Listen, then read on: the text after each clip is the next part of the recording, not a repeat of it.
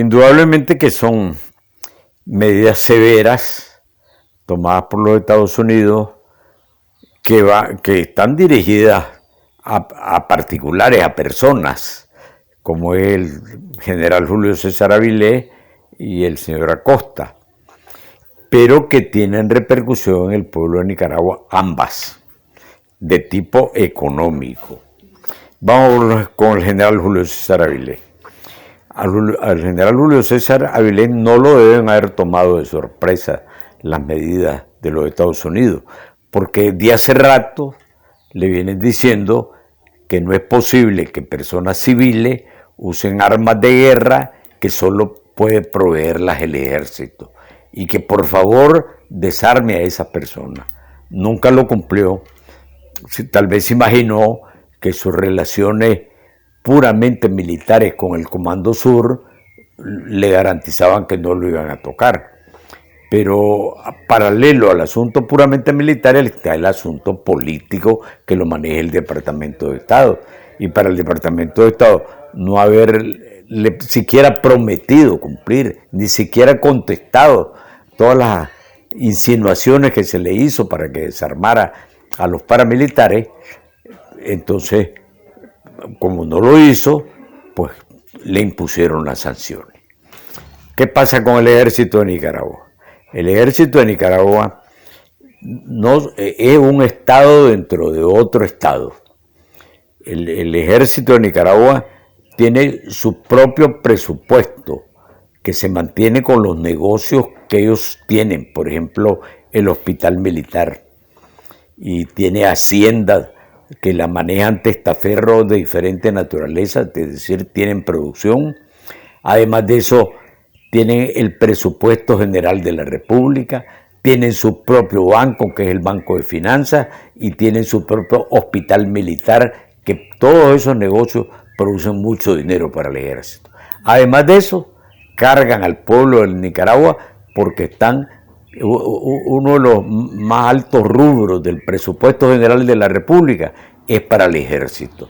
Entonces nos tienen cargados y es un estado, el estado de Nicaragua, que soporta la carga del Estado Ejército Nacional.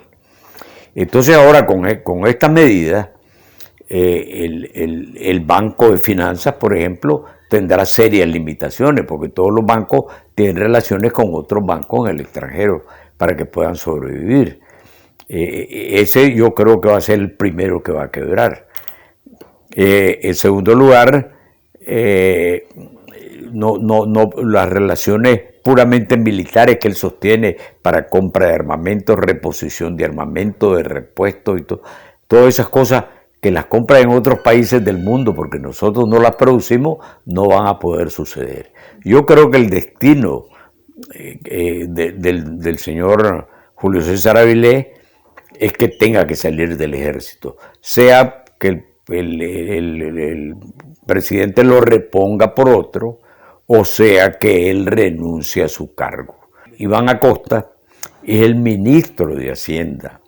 Como ministro de Hacienda, él es el delegado del gobierno ante la banca multilateral, es decir, estoy hablando del Banco Mundial, del Banco Centroamericano, del Banco Europeo, de todas las bancas. Él es el vocero de Nicaragua, él es el que solicita los préstamos y eso ya no lo podrá hacer porque no lo van a recibir, porque la sanción de los Estados Unidos es a la persona, pero también a los que hacen negociación con esa persona. Entonces, él no puede hacer ninguna operación de ese tipo y también su destino es que tiene que renunciar a su cargo. Pero eso implica también una carga, porque hemos venido viendo que el sistema del señor Ortega, o el presidente de la República, es que cuando los Estados Unidos sancionan a un funcionario, como por el caso de la ministra de Salud, lo que hace es nombrarla asesora presidencial.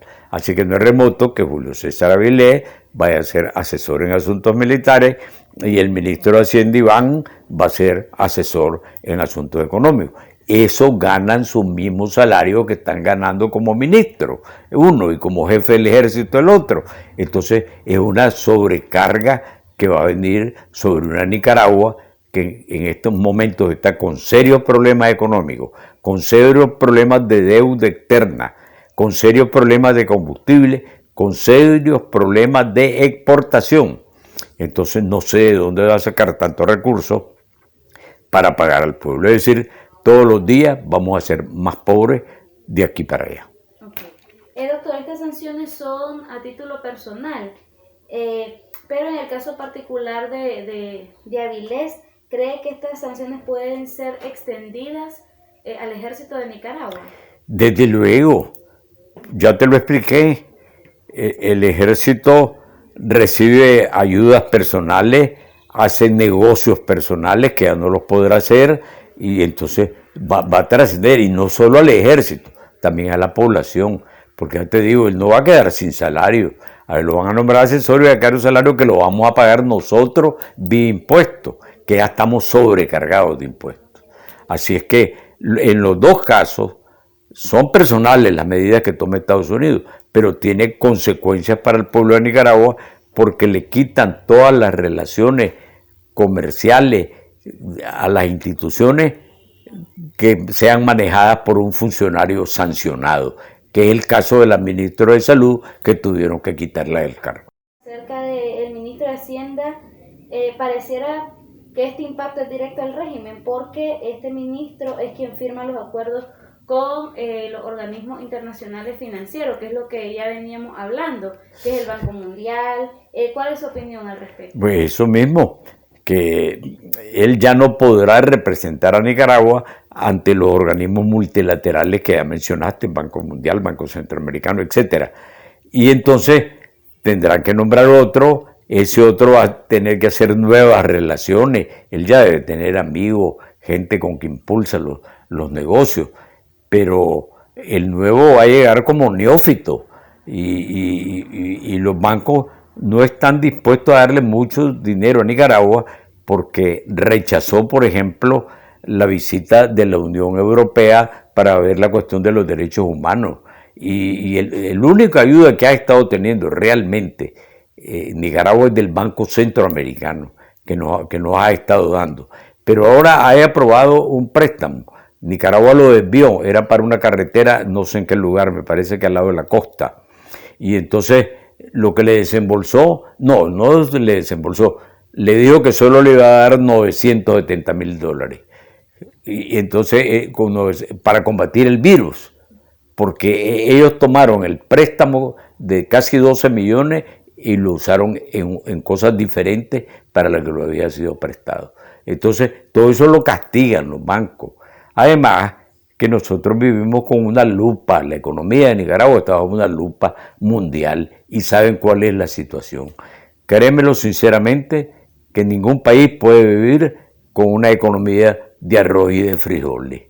Tiene que exportar otras cosas como café, que va a ser muy grave, porque además de todo lo que hemos hablado, el gobierno de Nicaragua tiene sobrecargado de impuestos a la producción, con el 13%, entonces se fueron arriba los agroquímicos, los abonos y todo lo que se ocupan los productores en general, pero especialmente el café, que es el principal rubro de exportación del país. Ok, bien doctor, con toda esta situación de las sanciones, más la crisis social y política, y ahora la crisis sanitaria que enfrenta Nicaragua, ¿cuál es el panorama que usted ve en este país? Desastroso totalmente. Inclusive para Matagalpa, esta semana hay un crecimiento, una subida de la curva de la contaminación del virus. El gobierno no quiere que se sepa, dice que declaraciones como la que te estoy dando yo son alarmistas y meten en miedo a la población, pero no es asunto de meter en miedo, es hacerle saber a la población que todos estamos bajo riesgo, aunque nos cuidemos, a pesar de la mascarilla, que nos lavemos las manos, que el alcohol, ese virus es sumamente contaminable, es peligrosísimo. Entonces, las denuncias que se hacen es para poner alerta a la población para que se mantenga más restringida de agruparse y de asistir a concentraciones y tal, sino fíjate que la iglesia ha cerrado sus misas, ahí están los templos abiertos, puede llegar a orar uno o dos, pero ya las concentraciones masivas no las hacen porque poner en peligro, en riesgo de enfermedad mortal a los feligreses. Debemos temer, el gobierno debería tomar una medida parecida con los colegios y dejar de hacer concentraciones, sean festivas o sean de tipo político.